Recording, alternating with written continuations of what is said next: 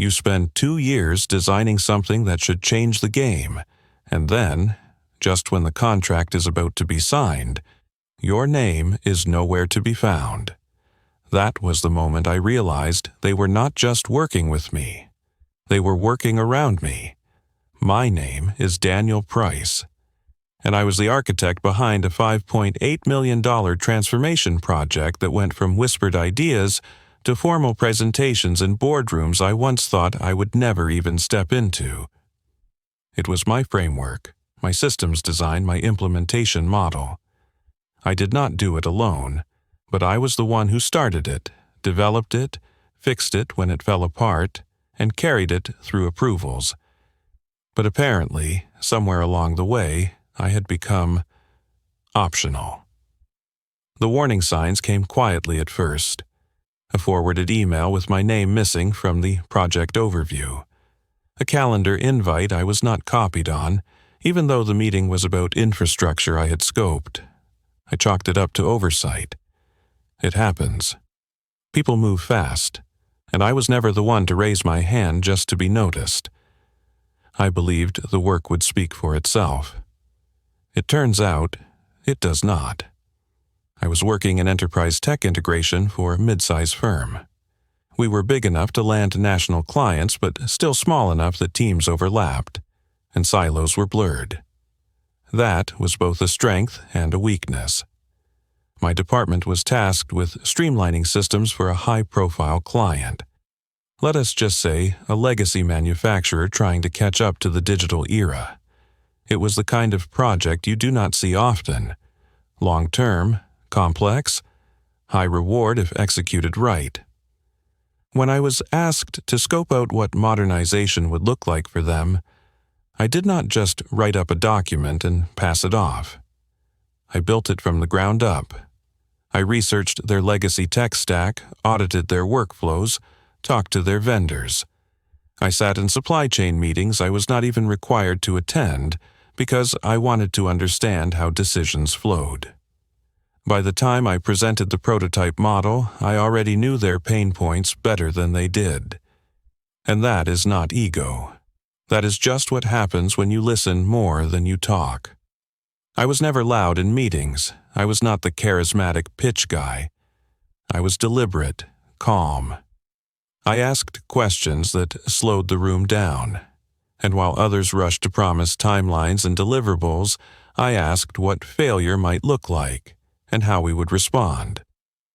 Eventually, the model was greenlit. I was told, "This is your baby, see it through." That was 18 months ago. And somewhere between see it through and project delivery, the narrative began to shift. My direct team expanded. Consultants were brought in. Specialists from different departments wanted to contribute. Understandably so. No single person could run the whole machine. But as the team grew, so did something else. Distance. My direct communication with the client became less frequent.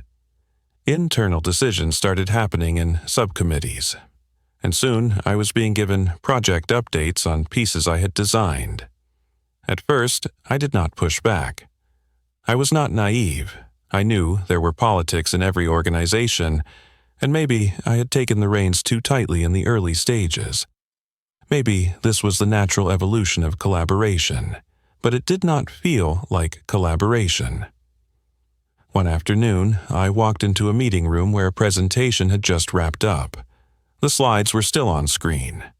I recognized the data structure immediately. It was my exact formatting, right down to the way I grouped process dependencies. But the footer said, "Prepared by Strategic Systems Group." I was not even in that group. I did not say anything at the time, not because I was unsure, but because I wanted to be. I wanted to believe there was some context I had missed, some good reason my work was being repackaged and renamed, but I could not find one.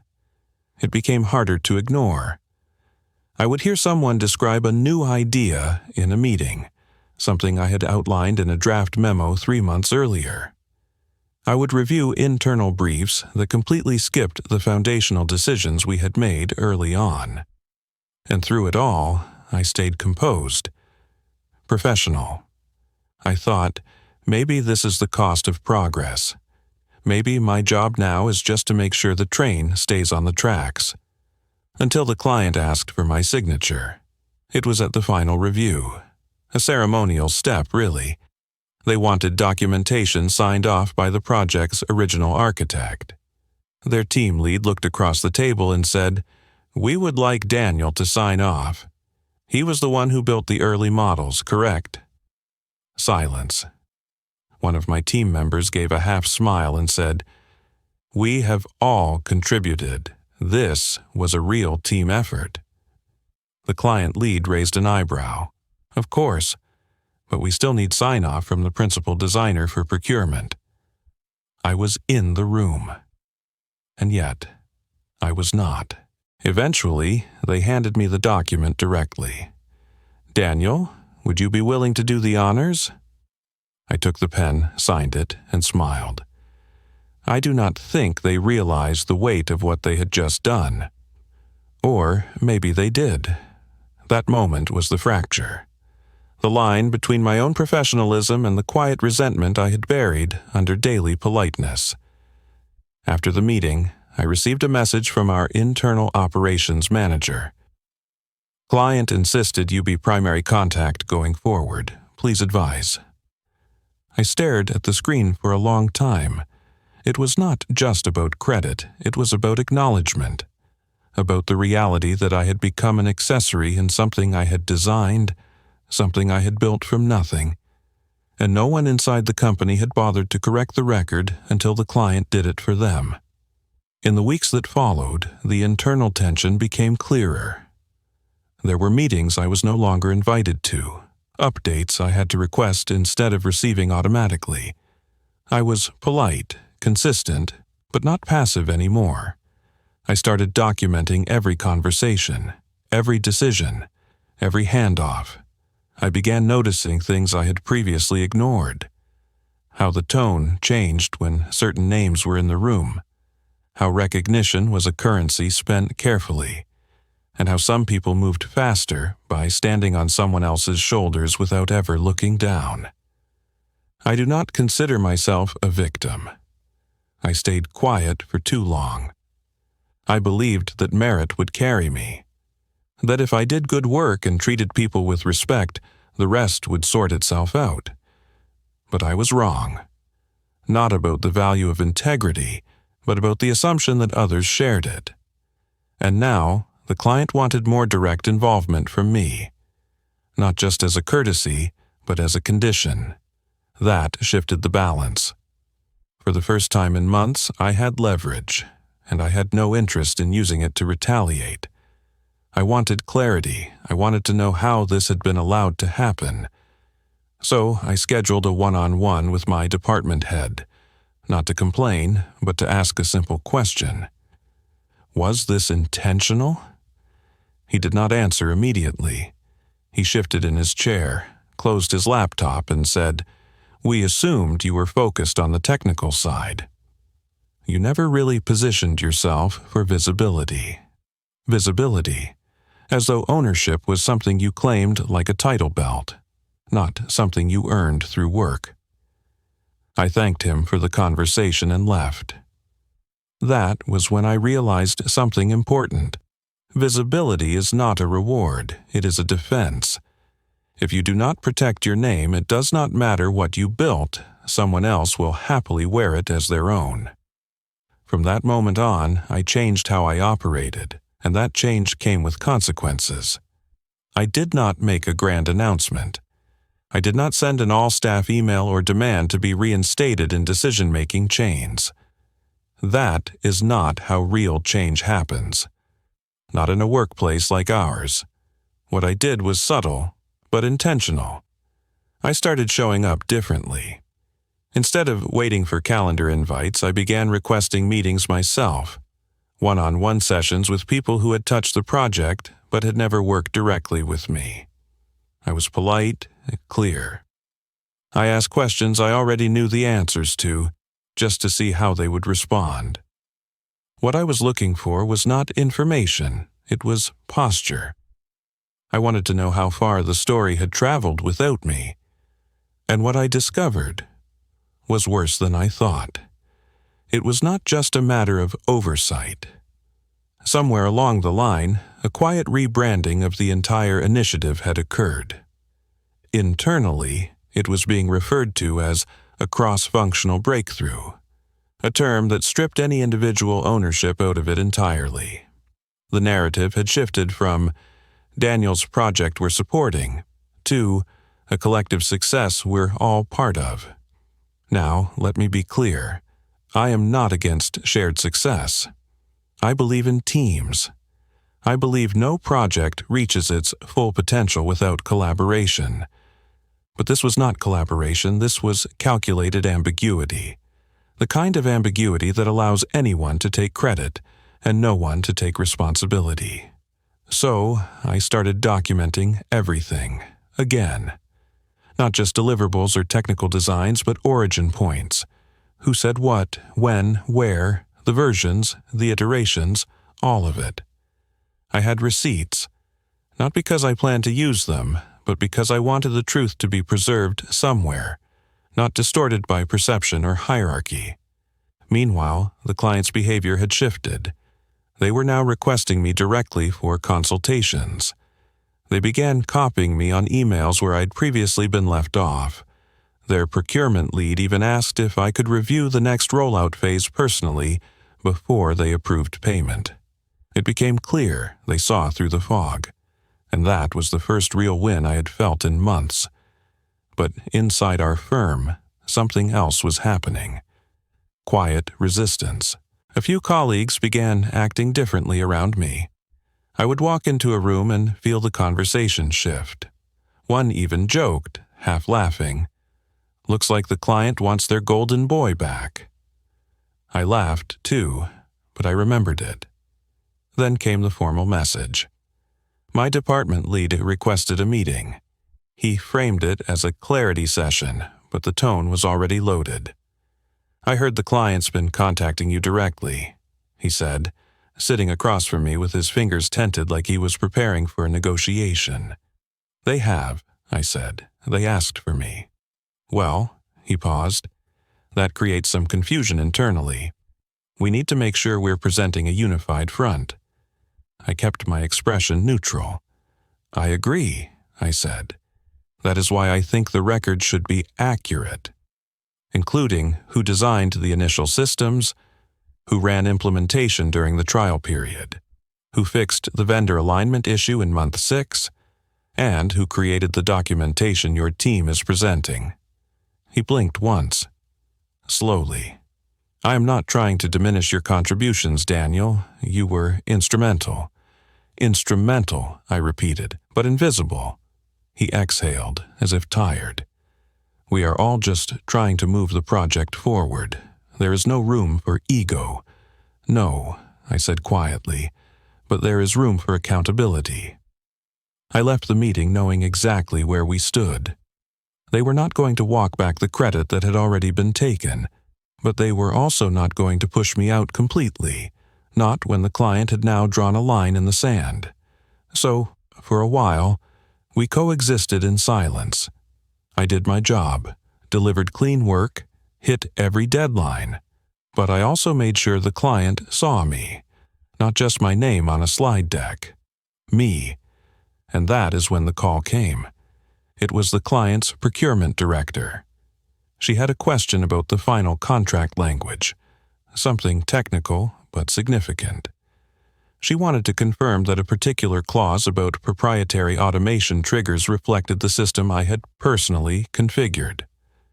I told her the truth. The current draft did not. A long pause followed. Then she said, "Can you send me the original design doc you referenced?" I did. The next day, I was invited to an executive review call, one I had not even known was scheduled. I joined quietly, expecting to observe. But when they got to the compliance section, the client's general counsel asked me to walk them through my original design. I did it with clarity, no embellishment, just facts. At the end of the call, the client made a decision that changed everything. We would prefer all technical communication for this project go through Daniel moving forward. No offense to the rest of the team, but this reduces confusion. It was polite, surgical, but unmistakable. I had just been reinstated by the client, not my company. Internally, that did not go over well. The very next week, I was pulled into another meeting, this time with 2 department leads and someone from human resources. They said they wanted to clarify boundaries and ensure I was not overstepping internal protocols. I asked a simple question. What protocol did I violate? They hesitated. Then one of them said, well, technically none. But the communication structure is delicate.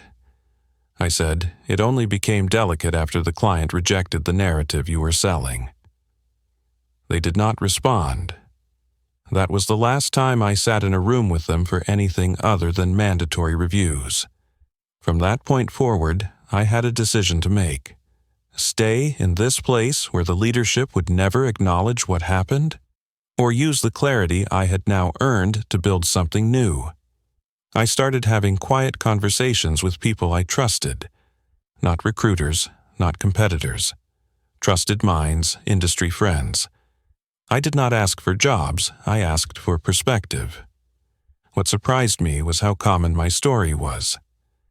People in every sector had stories of projects taken, credit blurred, and contributions erased. And not just by accident, but by quiet strategy. I was not alone, but I was tired of being quiet. And I realized something else. When someone else builds their platform on your work, they are always vulnerable, because they did not earn it. The foundation will crack. It always does. I did not have to expose anyone. I just had to keep showing up with truth. The rest was already unfolding. What happened next was something I had not anticipated. The client made an offer. The message came quietly, not through the formal account managers, not even through procurement. It came directly from the client's chief operations officer. A short message, no unnecessary words. Daniel, would you be open to a confidential conversation about a new opportunity? I read it twice, then once more. Not because I was surprised it had been building, but because of what it implied. They were not just acknowledging me, they were inviting me. That night I could not sleep. Not because I was nervous, but because the decision ahead of me was heavier than I expected. When your work gets taken from you, your first instinct is to reclaim it. But when your value gets recognized outside the walls that tried to diminish you, the game changes. It was not about reclaiming anymore, it was about deciding where I belonged. We met in a quiet conference suite 2 blocks from their main office. No formalities, just the COO, 1 senior advisor, and me. She started plainly. We are expanding the division that your system now anchors. You built a framework that exceeded our expectations, technically, operationally, and in terms of impact.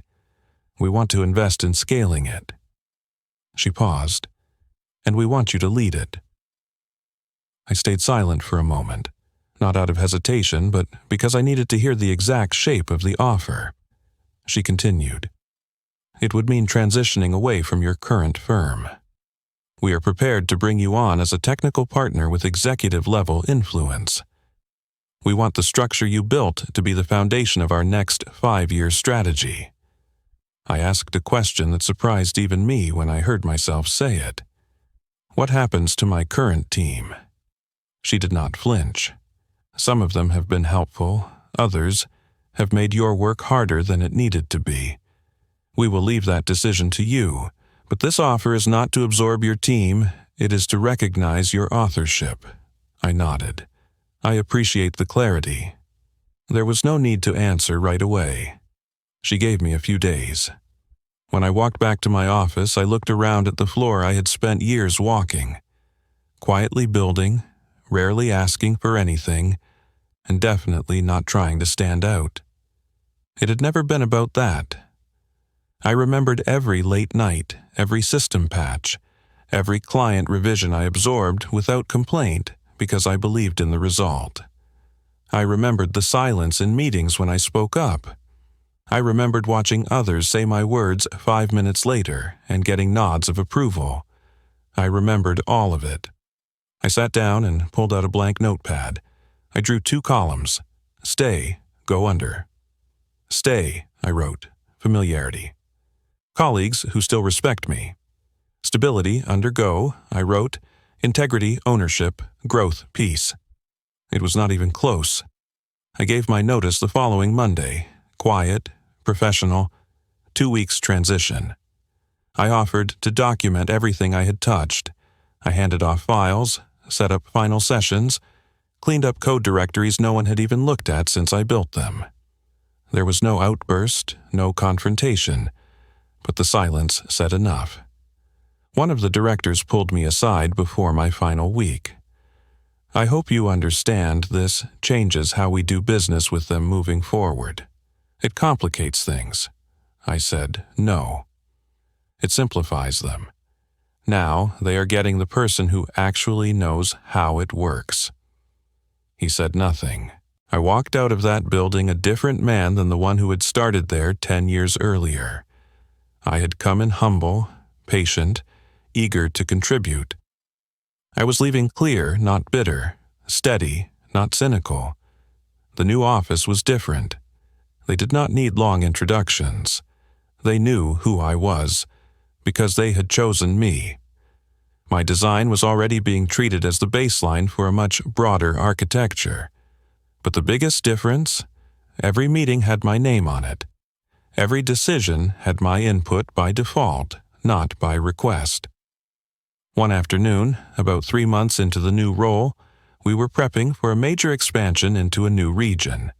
A client needed customization that built directly on a feature I had originally developed, but never had the chance to deploy. I pulled up my old prototype, something I had built on a weekend just for the challenge. We rolled it into production that same week. And this time, no one else's initials were on the code.